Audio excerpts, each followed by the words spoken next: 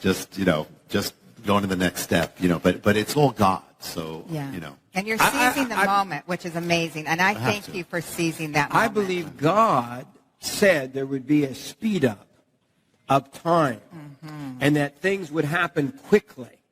And I believe you're right in the middle of it. God has called you to sound the trumpet, to warn America, to warn the world, and yet you're on a fast track. You're in, how many miles do you think you've flown? I've lost track of miles. I've lost track of everything. I go to the airport. I don't even know what plane I'm going. I don't have time to look at the plane until they last minute say, okay, what airline? I just go to the thing, and then I go to the next place. That's how it is. I don't have time to even think about it.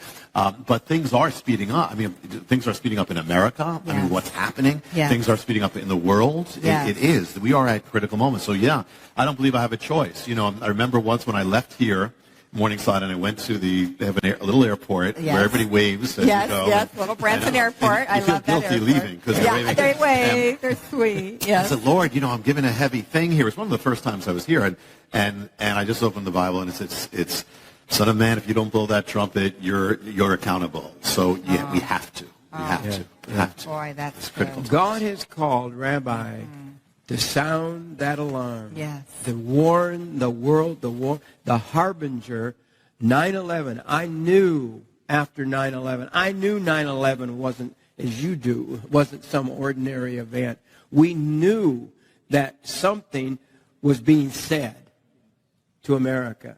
And God began to unveil it to you almost from the first moment, wasn't it? When I was praying, I was led immediately to that section of Isaiah that speaks of that first strike of warning on the land. And I knew that. I got that. And right after that, David Wilkerson then shared in New York City, said, this is the word from the Lord, and he shares the same chapter and Isaiah 9:10, which would become the whole decoder of the harbingers, without realizing, he didn't realize, the things hadn't happened yet. Then it was after that when I was in New York City at Ground Zero, and the Lord just transfixed my attention to this object and said, you have to seek this out. There is something you have to find here. And when I did, that began the harbinger. It just exploded, this mystery that blew me away first. And then it just kept getting bigger and bigger and bigger. That's how it began. And now we keep seeing new chapters of the harbinger. This is not of me. It has a life of its own, to where I look at it and I get blown away. And when people tell me, and I don't believe it, they're telling me, but this is here. But things that are in the book have come true. Even there's a date in the book where the thing came true on the date afterwards. There's a foreshadow that the president fulfilled afterwards, inscribing those words on the tower, and then finding out that we were actually, the whole harbinger went forth on the very land of the man who owned Ground Zero in ancient time. He had two lands. The other was the land of our building. Your church. Our church, Beth Israel Jerusalem Center, is Center. on his homeland, is on the place where he lived. The keeper of Ground Zero, who dedicated it all to the Lord and the before sign America. Is the name of the man. The sign of the coming on our the street. Ryerson is the name of the keeper of Ground Zero. And then if you go to Ground Zero, you find the other name. They go together, of that farm that was Ground Zero. I mean, it's the only land in the planet, the two lands that are linked together. It's Ground Zero and where the harbinger went forth. So the harbingers appeared in one of the lands, and the message came forth from the other. We had no idea. I mean, God is, and this is when the harbinger started, and we almost lost our build. We actually did lose our first building. It was like warfare, and the Lord brought us to this land. We had no idea until He revealed it. But He's in every detail. We only find out after. Yeah. You were in dismay, brother, because you were losing your church building. Your church left the building with nothing. As soon as I started sharing the harbinger, all hell came against the ministry. Yeah. It was like the enemy wanted to stop that message before it became what it became. And so what happened is that the town and the landlord decided they're going to destroy our building. So it came down to the last service. We had no place to go. We had the whole service. We celebrated. We're going out with joy. We led forth, and we went out to nothing. We had nothing. And we locked up the building, the next day, the Lord gave us a new building. The next day, after we lost the first building. So literally, and where he brought us turned out to be this sacred land that was part of the mystery to begin with. The land, the 9/11, the land, the man who owned 9/11, the very land that they moved to across the river. That replaced Ground Zero. It was the redemption of Ground Zero. And it was, and actually the harbinger, the beginning of the revelation, it came while I was standing on Ground Zero. It finished on his first land. It finished on his second land when it went forth. And then, but on top of it, the place where we left was destroyed, ruins, and they destroyed the building, and they put up a Walmart. And Walmart has a book department. And one of the few books they have is the Harbinger. So the Harbinger is going forth. And they don't carry that many books. Only the bestsellers. And so the Harbinger was going forth, where the enemy tried to stop, is now going forth as a book in Walmart on the very ground where it's first preached. It's going forth to America. I love it. God always has the last word. Oh. He always And I don't even want to get to it yet, but I have, this is the new book. There it is. This is the new Harbinger. This is the new book. It is not on the presses at this moment as we're taping. And pretty amazing. It is secret manuscript. I have read it all, and I cry. The end of this book. My God. Yeah. The end really gets. I'll probably never tell you the end of the book because I don't believe in telling the ends of books. But I want to tell you, and this is the first mock-up. The rabbi has never seen it before until a few minutes ago, until he came on the stage. Literally a few minutes ago. They brought this out. This is not even a real book. This is what we call a dummy. It's like me. But but the cover is. The cover is the real deal. This is the real cover. Yes. The real cover, because it hasn't even gone on the presses. It's just being pressed. It's just getting ready, isn't it? Yeah. This began, like many of things here. What? This book began with you. And now I'm sharing this. Here's how it happened. You and Jerry, who works with the products, said to Charisma, the publisher, said, when's the next thing coming from Rabbi? When's the next book and when's the next thing coming? And I've been led, the sequel to the Harbinger is yet to come. The Lord has led me that I have to wait until the time. It's linked to things happening. But I wasn't going to do anything, And so then Charisma, they said, well, Morningside is saying we really need to have another thing. They're blaming me? Yeah. And so they said, well, you know what, we'd like to do like a book because the Shemitah is coming, the year of the Shemitah is coming, and people want to know all about this thing. So let's do at least a booklet. So we want to do it, but your name, and, I said, all right, well, then I'll have to help you write it, so I'll write it, I said, so I'll write it, don't put my name on it, I'll write a thing. And so that's how it began. But then as I started getting ready for it, all of these other revelations started flooding, which I didn't expect, flooding. And so it ended up not a booklet, it ended up 300 pages, and we reduced it a bit from that. But it was filled, it got so big, the mystery of the Shemitah, it begins with the Harbinger, it's one of the mysteries of the Harbinger, but it is so big that it's not only, determined the crash of Wall Street, the rise and fall, what is coming, but the very world, the rise and fall of nations, everything timed to this mystery from the Bible, exactly down, what has been, what is, and what is coming. And so this just blew me away. And this happened during the busiest time of my life. So I wrote this mostly on planes, on trains, and hotel rooms. That's pretty much, by a miracle. And so it became, and I wasn't still going to put my name in. I said, you can have someone, you can do it from an editor or whatever.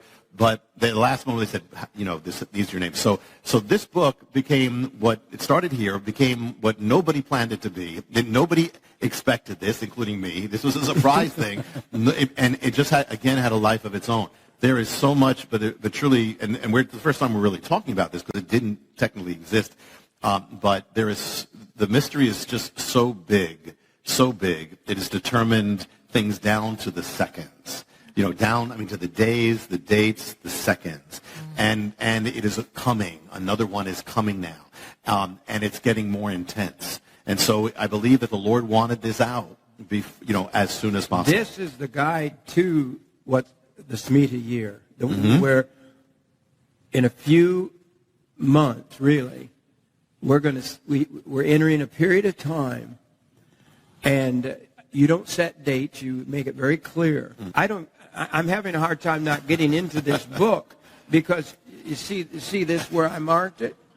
You want to read this because you better know you are so bold in this book. I believe the Lord wants this out because of what is coming. And in this fast, he's accelerated. We talk about speeding up. This book is going to the press faster than almost any book I've ever heard. It makes no sense because not only did no one plan this book, really, but I got things in the mail about this book before I finished it. You know, I got a flyer, hey, this book's coming out, and it's not even finished. You said, oh, yeah. It was just last Wednesday that the last changes were made, and it went to the print. So, and now it's going out. But I believe it was the Lord's plan. I actually talked to Hubie, who's the man at the airport, before I said, no, Hubie, should I be doing? He said, yes, this is the Lord. This is preparing for what is. Because I wasn't going to do anything, you know. Yeah. So, this just came. You just had Mark Biltz with you at at the Jerusalem Center. I never know what to call it: church, tabernacle, or temple, place, synagogue. We call them all those things. Meeting house, assembling place. Yeah.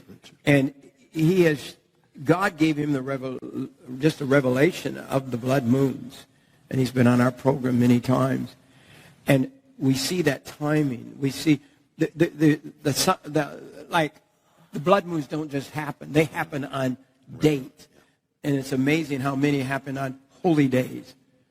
And so God has a set time. And I think everyone here today needs to understand, and I believe with all of my heart, I know God changes his mind at least once.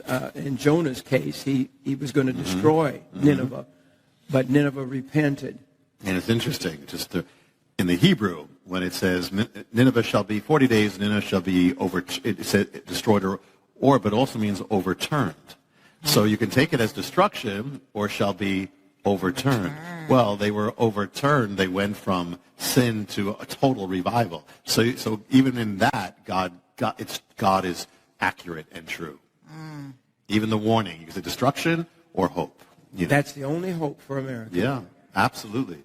I believe, I've said this before, I've said this here, and I'm not talking about the timing, though they could be in a specific way, but a great shaking is coming, and it is for the purpose. It's because without shaking, this nation will not turn back, and the only hope is shaking. That's right. Shaking. We're going to talk in the next few days. We're so glad to have you back for a week or so. We are. New developments of the Harbinger. We're going to share that this week. We're going to share, God willing, we're booked to go with you to Israel. Yes. Woo! I can't believe Lori's never been to Israel. No, and we'll bring our cameras there. We'll originate program there. Yep. It may be the coming of the Lord or something. I said, I don't know. And if all hell breaks loose while we're there, I said, no better place for the Lord to take us than straight from the Holy Land. I'm ready to go if that's what happens. I just have to ask you about Israel. Everybody's talking about the Psalms 83 war. We know which is coming. We don't know when. But could you give us an update, Rabbi? Yeah, well, you go to Israel occasionally. I do, and I'll be there before the tour too. I have to go back and forth, but I'll kind of a spiritual part of this, or the underside of it. First of all, I mean, just to keep always our perspective. No matter who it is, no matter what their name is, no matter what the organization is, it's beyond them. This is the enemy. The enemy has tried to destroy the Jewish people for 4,000 years, last 2,000, try to wipe them up. The 20th century, the names keep changing. Hamas, Saddam Hussein, Joseph Stalin, Hitler. It's not based on them. This is a fallen angelic being who is dealing with that enemy that Israel is dealing with, and that is trying to wipe them out because he knows what's coming. So he's trying to wipe them out. But interesting. We just talked before about that. 1-year Bible, and then the thing that was appointed for 9/11, which was the Harbinger scripture. But also in every 1-year Bible, appointed is another verse, which is Psalm 55, which speaks about destruction. This was appointed for 9/11, and everyone speaks about destruction in the city.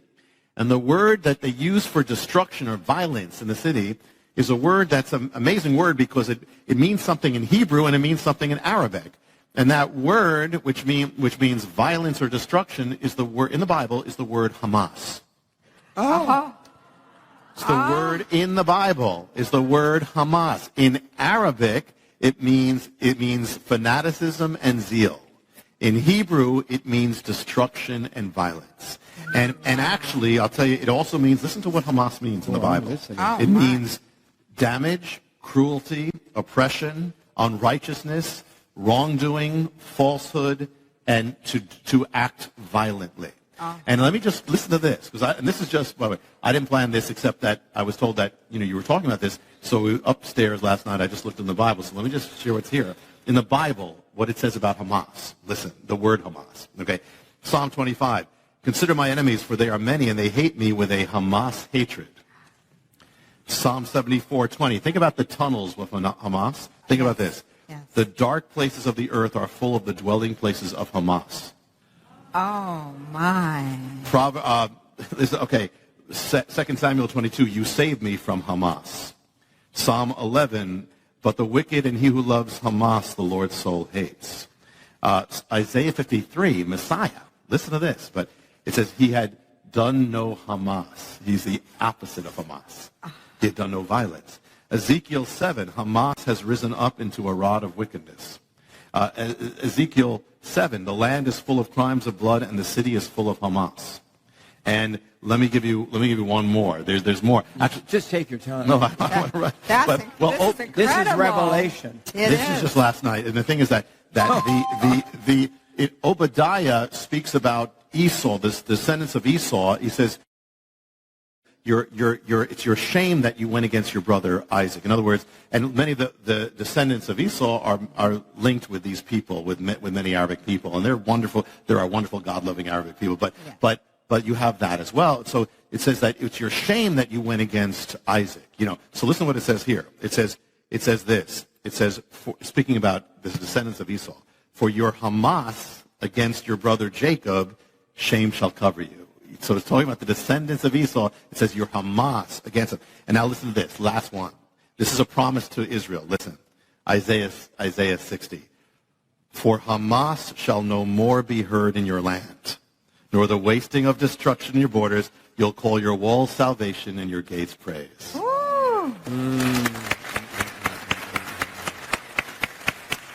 That is powerful. There is the Bible. I said just right here in the Word. It's been there all these years. They're thousands of years old. The Word, I quake and shake under the Spirit of what's going on. We are there. We're in the final days. Church, if you're not studying the Word, if you're just going to happy church and you're not studying the Word of God, and you're just hearing preaching about how to get more money, the money's going to be gone. All the people that are prophesying today that I trust are saying there's going to be a crash in America like we've never. Just share a couple of them. Yeah, here's one headline. This is from Money News. The headline reads this: Billionaire warns Yellen collapse will be unlike any other. It says another horrific stock market crash is coming, and the next bust will be unlike any other we have seen. That's the message from Jeremy Grantham, co-founder and chief investment strategist of GMO, a Boston-based firm of $117 billion. What do they mean, Yellen collapse? Well, Yellen is actually the Federal Reserve chairwoman, I guess you could say, and of the Federal Reserve. So they're saying that she's acting in such, he doesn't pull any punches. I mean, he's saying that she's acting in such an ignorant way that the Yellen collapse is going to be blamed on her. They're actually putting a name to it. Wow. Yeah.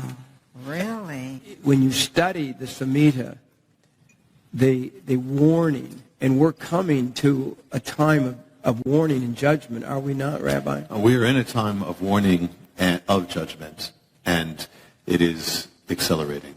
Since I was here last time, things have accelerated in America, just, because this is the other side.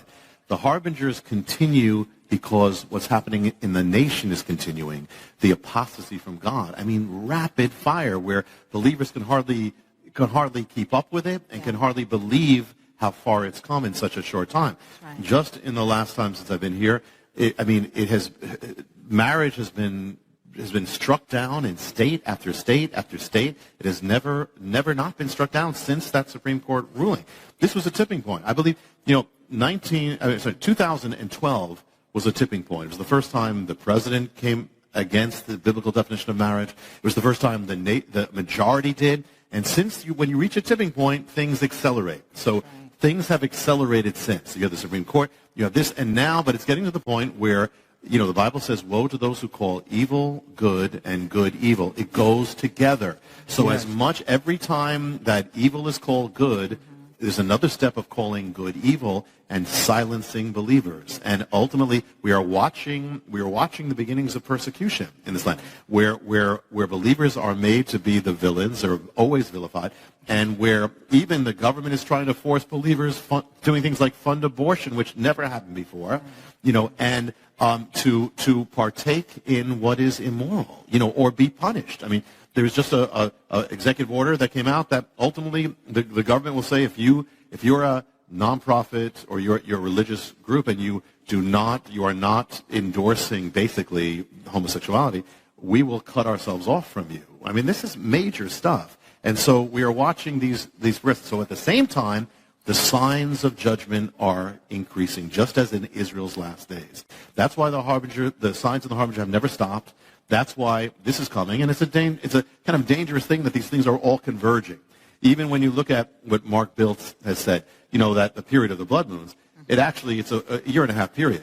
But most of that period is the Shemitah. And, we're just in the beginning of the period. Yeah. Once we reach September, once we're in September now, this is the entire thing is together. It's all the Shemitah now. It's all happening at the same time. And it's all going to culminate at the peak climax of the Shemitah.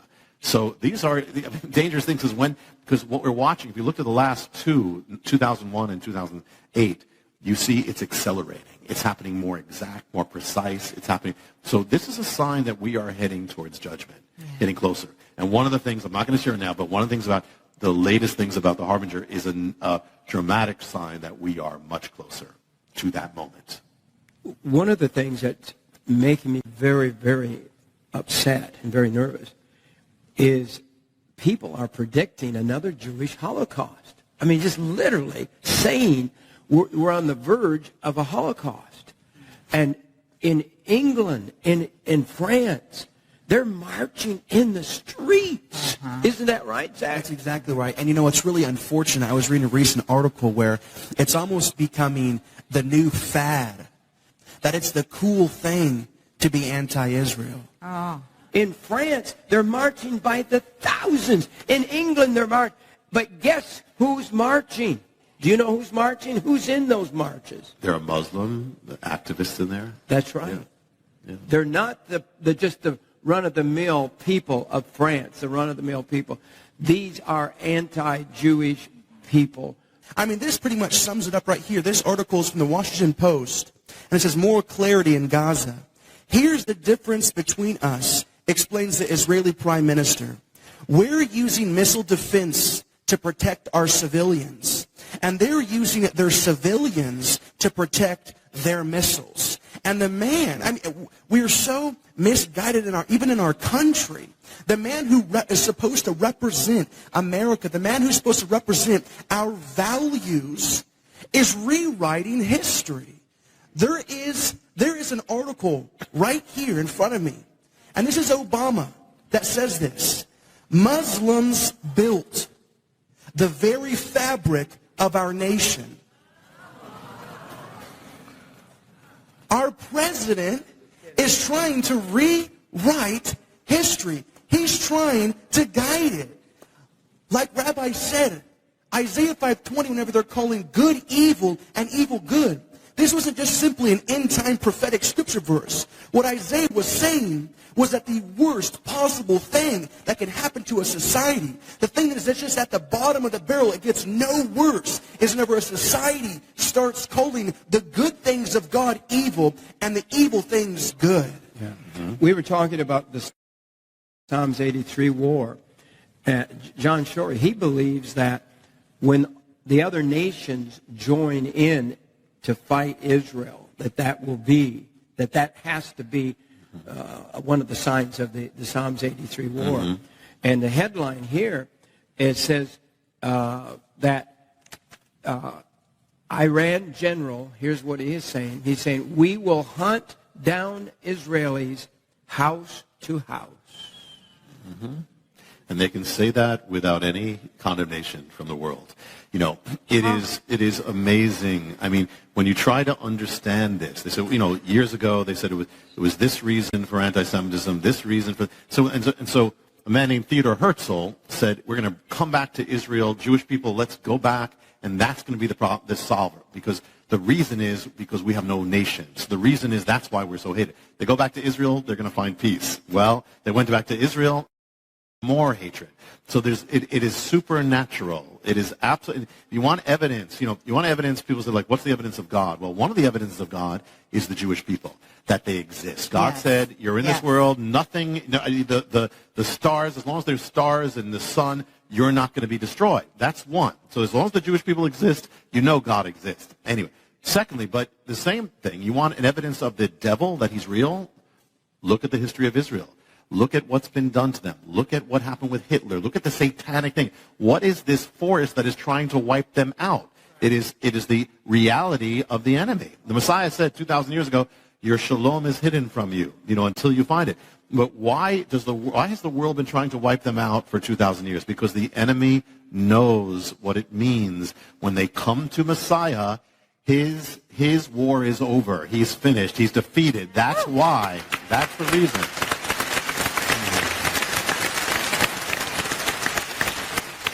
It's amazing, this warfare over Israel and Jerusalem. You go to, in the natural, Jerusalem, you got great cities. Jerusalem is a bunch of rocks, basically. It's in the natural, doesn't have anything that any major city has. It has nothing. And yet it's the most fought over city in the history of the world. The world has been trying to get, why? Because God says, this is my city, this is where I put my name, and this is where I'm coming back. That is why. And so the enemy has tried to destroy that city again. And also, what really bothers the enemy is having Jewish people there. That's why the world says, you can't, it's the only place where it's a crime for Jewish people to settle in their own land. The world says this is a crime. You build a house, this is a crime. Why? Because the enemy doesn't want them there, because the Lord said they need to, when they come there, that's the beginning of when I'm coming. I'm not coming again until they're there. The devil, we'll put a name on him, is trying to destroy the very word of God. Yes. The Jew has to be Jesus, the fulfillment. He can't come back if the Jews haven't returned to Israel. Yes. So just the fact that they returned 70 years ago, roughly, and built a city there is the foundational stone of prophecy of the coming of the Lord. And now all of that is, I believe we're in that last generation. It's all happening. You can feel it, can't you? You know the King is coming. Yeah. You know the word. You wouldn't be in this room if you didn't know that. But most of the church is not even looking at what God's doing. They're looking at how to get more money in their pocket, which is the love of money is the root of all evil. How could we be moving into another gospel when Jesus is about to return? It's happening. I believe we'd only have a short, as John Shorey puts it, a window of the Lord's return. I really believe we are in the day. I don't see how it could be much longer.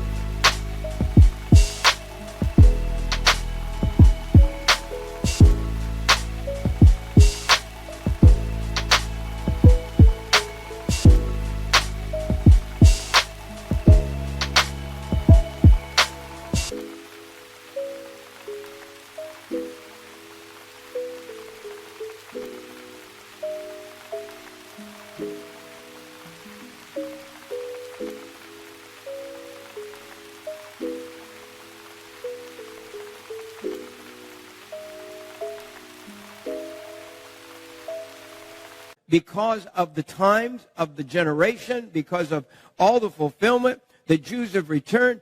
the warfare that's going on. There's warfare. This is crazy. The warfare in the United States of America. We have turned our backs against God. We have mocked God. And God's not mocked. No. You have major things happening at once. You have America distancing itself from Israel in the last few years, number one. At the same time, America is rapidly turning against the ways of God, rapidly. And you wonder, how far could it go? Yeah. And how far will the Lord allow it? Yeah. So as you said, he is not mocked, and he warns before, his heart is mercy. He warns before he judges. He calls for that reason. And even then, he's long-suffering. He holds back. But finally there comes a point where it can't be held back anymore. But he warns his people. And what I found is around the country, I found that most believers, if you ask them, they sense it already. They would tell you, yes, we believe something is coming. That's I've never had that before. Where it's been that palpable that there is something coming here. America is in danger of judgment. Never before. So we are. Yes, this is what we knew about in days when we learned about prophecy. It's coming. We talked about persecution, but it didn't have. Now it's coming. We talked about about it's coming. So yes, and we have to be ready, which is one of the things that you guys do. The book, The Mystery of the Shemitah, will be out shortly. We'll announce it on the show. The first appearance will be here. We'll be here. And we have, I call it it's The Mystery of the Shemitah. This is the mystery copy I have in my hand. Kindergarten level. Would you explain that to us? Yeah, Shemitah speaks of that, the seventh year of the Bible that most people don't know. They know the Sabbath day, but it was a Sabbath year. Every seventh year, it was the Shemitah. The word can mean release. That's how people would know it. Remission or wiping away of debt.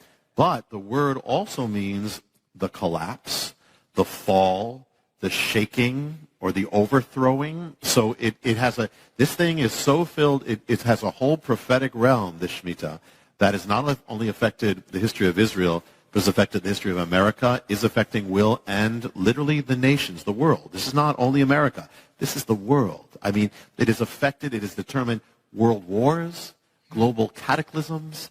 I cannot tell you just how big this thing is, but it is gigantic. And so this is God's exact timepiece that is linked. It can be blessing or it turns to judgment. And that's what we're dealing with right now. And so it was a time when the land was to rest. Sabbath for the land. The land rests. Every seventh year you shall have a Sabbath. And there's no sowing, no reaping, no plowing, nothing. You let everything. There's no buying or selling of the fruits. It is a total Sabbath rest, which was to be a good thing initially, but it turns into something else. And the thing is that on the last day of the Shemitah, the very last day, is an amazing thing called Elul 29, when that's the 29th day of the Hebrew month Elul, when all debts are wiped out, all credits wiped out, the financial accounts are wiped clean, which was a blessing. But when Israel turned away from God, this blessing turned into judgment, literally led to the wiping away of Jerusalem in the days of Jeremiah, was all linked to the mystery of the Shemitah. The Shemitah is really, the spiritual meaning is it's really saying that God is sovereign. You don't, you go after money, God is the one who owns the land. God is the one who has given you every blessing you have. God is the one who is king over all things. And so it was a humbling, the Shemitah humbles the pride of man. The Shemitah reminds man or a nation that its blessings all come from God. And if you put God...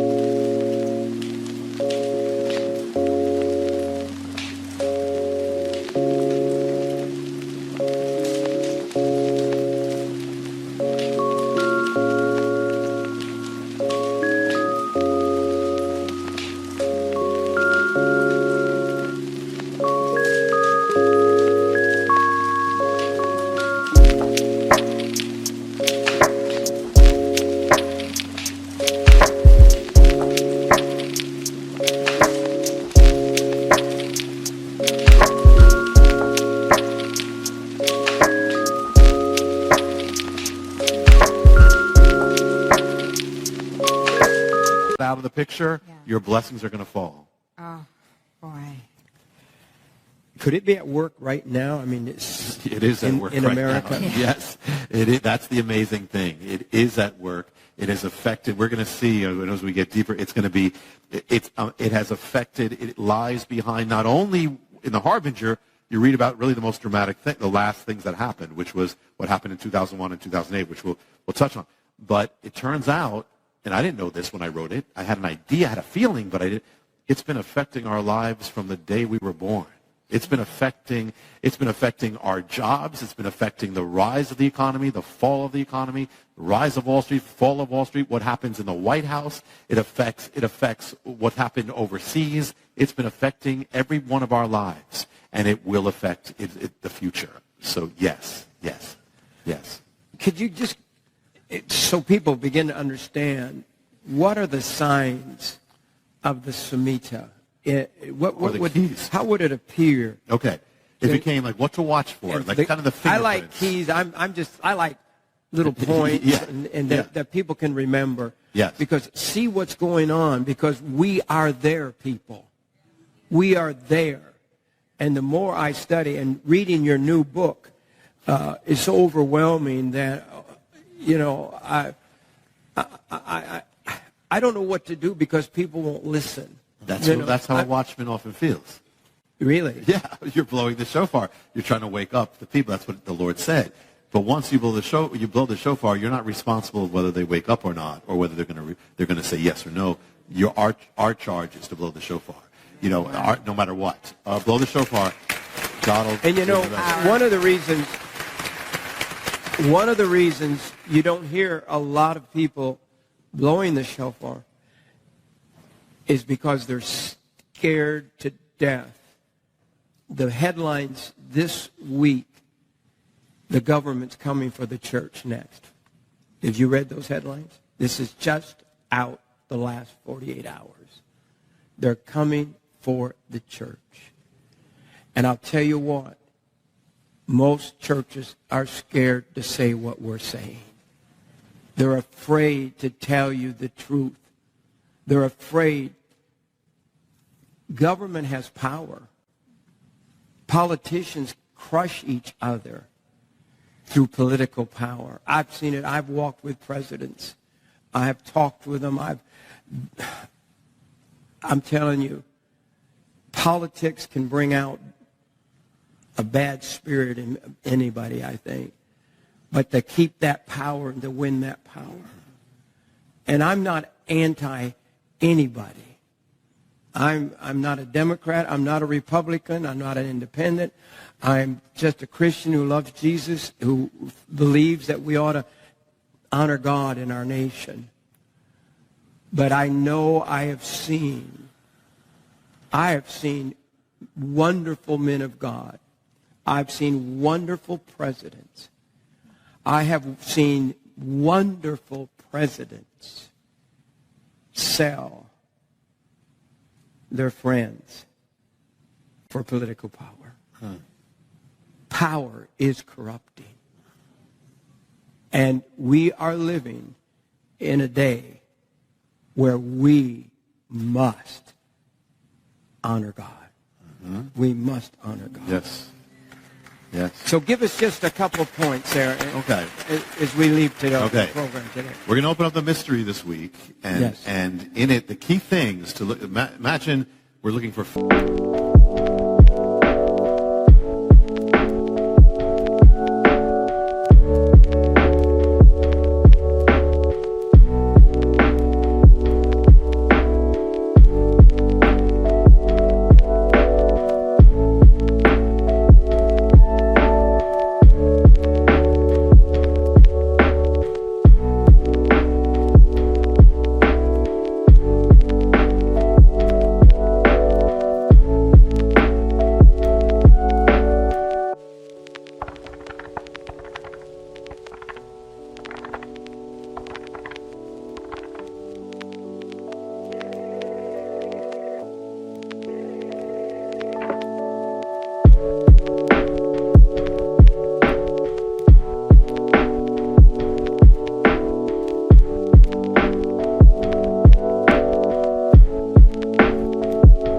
Fingerprints of this Shemitah appearing. Yeah. Well, first thing is it affects the economy. It did in Israel. It caused an economic cessation. So you got recession, looking at depression. Look for that. Now, Secondly, we've already seen, you've told us about 7 years after 9/11. Are we gonna? Yes.